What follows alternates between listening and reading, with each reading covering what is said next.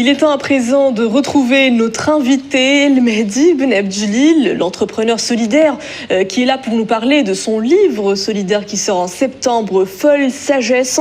C'est l'histoire d'un engagement qui date de plusieurs décennies au profit de catégories les plus démunies, car cela fait plus de 25 ans que notre El Mehdi Ben Abdjelil s'investit pour le monde rural. Sa nouvelle publication est une ode à la persévérance humaine dans toute sa splendeur et dans toute sa fragilité. Mehdi Ben Abdjelil, bonsoir. Bonsoir. Alors, vous avez plusieurs casquettes, l'acteur associatif, l'entrepreneur solidaire, mais également celle de l'écrivain. Nous commençons d'abord par votre roman, Folle Sagesse, au pluriel. Qu'abordez-vous dans cette publication ? En fait, je raconte un engagement que je vis depuis que j'ai l'âge de 20 ans, donc ça fait presque 30 ans maintenant. Il a commencé en France, quand j'étais étudiant à Montpellier. Et à l'époque, j'étais un peu fou. Donc le terme folle remonte à cette origine-là. J'ai gardé beaucoup de cette folie-là, parce qu'elle m'anime infiniment. Et à l'époque, l'association que j'avais constituée avait la folle ambition de vouloir servir la paix dans le monde, la protection de l'enfance et de l'environnement. Bon, elle n'a pas duré longtemps, parce que je me suis rendu compte rapidement que mes études primaient avant tout. Et j'ai dû changer d'école parce que je n'avais pas eu les bons résultats pour rester dans cette école-là. Mais j'ai gardé dans mon cœur cette profonde force qui est celle de l'engagement pour une cause authentique.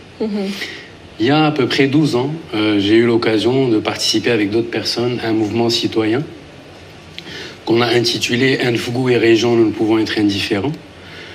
Et qui a été à l'origine de la constitution d'une deuxième association qui s'appelle Baraka Angels, qui fait un travail remarquable sur le terrain pour les gens en montagne au niveau humanitaire et rénovation d'écoles notamment. Et puis, au fil de l'eau, je me suis rendu compte que il fallait trouver des moyens pour permettre aux villages en zone rurale et montagneuse de sortir de la précarité. Et j'avais la prétention, ou la folie encore une fois, de trouver des solutions sur le volet territorial marocain, pas juste sur un village en particulier.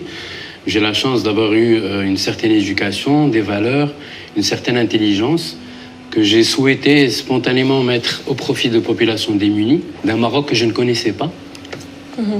Et donc, avec un certain nombre de personnes, j'ai commencé à réfléchir à des solutions plus pérennes parce que ce Maroc qui représente plus de 10 millions d'habitants représente pour moi une opportunité économique extraordinaire.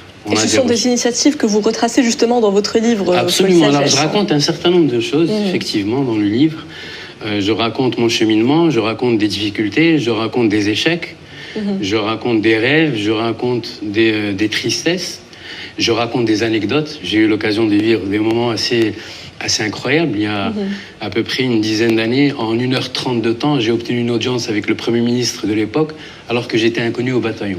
Suite à un appel et un culot, je suis rentré au Palais Royal à Touarega et j'ai été reçu par le Premier ministre et son adjoint à l'époque. Et je raconte d'autres anecdotes également qui m'ont permis de vivre des choses assez incroyables et surtout de commencer à m'entourer d'un certain nombre de personnes et d'experts, notamment de l'administration marocaine, parce qu'on a des gens formidables dans l'administration marocaine que j'ai eu la chance de découvrir sur le terrain, et de commencer à identifier comment travailler et accompagner le développement de villages. Vous êtes donc un vrai homme de terrain. Vous avez à votre actif 25 ans d'expérience dans le monde de l'entreprise solidaire, du coaching, de l'associatif. Une expertise que vous mettez surtout au profit d'actions en faveur du monde rural. Parlez-nous de ces actions et surtout de leur impact sur les populations. Déjà, aujourd'hui, ce que j'ai pu apprendre, parce que j'ai eu la chance au niveau de mon chemin, d'intégrer une école d'ingénieur en tant que titulaire de chaire de recherche à mi-temps. Et l'une des composantes qui m'avait interpellé, c'est pour ça que j'avais souhaité faire partie de ce projet-là, c'était l'autonomisation de villages en zone rurale et montagneuse. À savoir, un certain nombre de villages au Maroc vivent une réussite sur le volet économique parce qu'il y a eu un catalyseur interne ou externe qui fait qu'il est plus au niveau précaire. Et on a plusieurs exemples magnifiques dans ce pays qui ont fonctionné pour des raisons différentes. Donc, mon travail à ce niveau-là m'a permis d'aller sur le terrain, de comprendre certains villages, comment est-ce qu'ils ont réussi. J'ai été conseiller de gouverneur, donc j'ai pu aussi voir de près comment fonctionne l'administration du ministère de l'Intérieur au niveau territorial, ce qui était extrêmement enrichissant. Et j'ai testé une approche d'accompagnement dans le coaching qui s'appelle l'approche appréciative. Et tout ça, je le raconte dans mon livre. Et ce livre, je l'ai sorti non pas parce que j'aime écrire ou parce qu'on aime ce que j'écris, mais je l'ai véritablement sorti parce que c'est un levier de financement pour moi. J'ai fait du crowdfunding à partir d'un objet culturel, qui est le livre et autre chose dont on parlera peut-être tout à l'heure. Donc, voilà, pardon. Justement, ce projet de spectacle prévu à la rentrée, un spectacle tout aussi solidaire d'ailleurs. Pourriez-vous nous donner un avant-goût de cette représentation? Alors, le spectacle porte un nom spécial. Il porte un nom spécial et je fais un clin d'œil à 3 personnes. La première, c'est ma fille, Lila, qui a mis un S à mon titre. Et j'ai trouvé ça très profond, parce que folle sagesse au singulier n'a pas la même force que folle sagesse au pluriel. Je fais un clin d'œil à Kautsar, qui m'aide beaucoup sur le volet communication, le site internet qu'on a mis en place et les couvertures du livre. Et sa fille Alia, qui a 13 ans, et c'est elle qui traduit le livre en anglais, elle est brillante.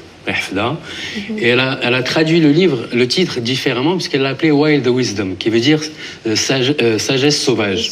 Et j'aime beaucoup ça parce qu'il y a l'aspect sauvage de l'être humain quand il est blessé dans son fort intérieur et qui peut se transformer en animal. Je l'ai été quand j'ai vu comment les petites filles étaient traitées en montagne et dans le rural, notamment en étant forcées à se marier à un âge précoce. Et il y a l'aspect sauvage, l'aspect beau du monde rural qu'il faut protéger contre toute envie économique à court terme. Et donc, le spectacle s'appelle The Wild Man Show, le show de l'homme sauvage. Et en fait, ça va être un mix entre, je raconte, une interaction avec le public. Dans l'aspect coaching, je suis praticien en hypnose, donc je vais faire appel à plusieurs niveaux sensoriels des spectateurs, avec de la musique aussi. Et le premier, je l'offre à ceux qui ont racheté le livre, parce que je vais apprendre sur eux. On va faire en sorte expérience holistique, alors. Exactement. Le but, c'est trouver des moyens intéressants pour financer le projet de l'Académie rurale d'excellence, qui est véritablement l'objet de tout ça. Parce que l'objet de l'académie, c'est accompagner une dynamique entrepreneuriale dans le rural. C'est mon entreprise qui va voir le jour dans 1 ou 2 semaines, Inch'Allah. Et je suis profondément convaincu de l'opportunité économique que représente le monde rural. Et donc, je souhaite investir une partie de mon argent grâce aux donateurs, grâce au business angel solidaire qu'on est en train de fédérer autour du livre et du spectacle. Très bien, on vous souhaite en tout cas bonne chance dans tout ce que vous entreprenez. On attend vivement votre spectacle prévu à la rentrée. Vous serez invité pour pouvoir le filmer, j'espère. Merci beaucoup. Mehdi Ibn Abdjelil, entrepreneur solidaire, merci d'avoir répondu à nos questions. Merci beaucoup.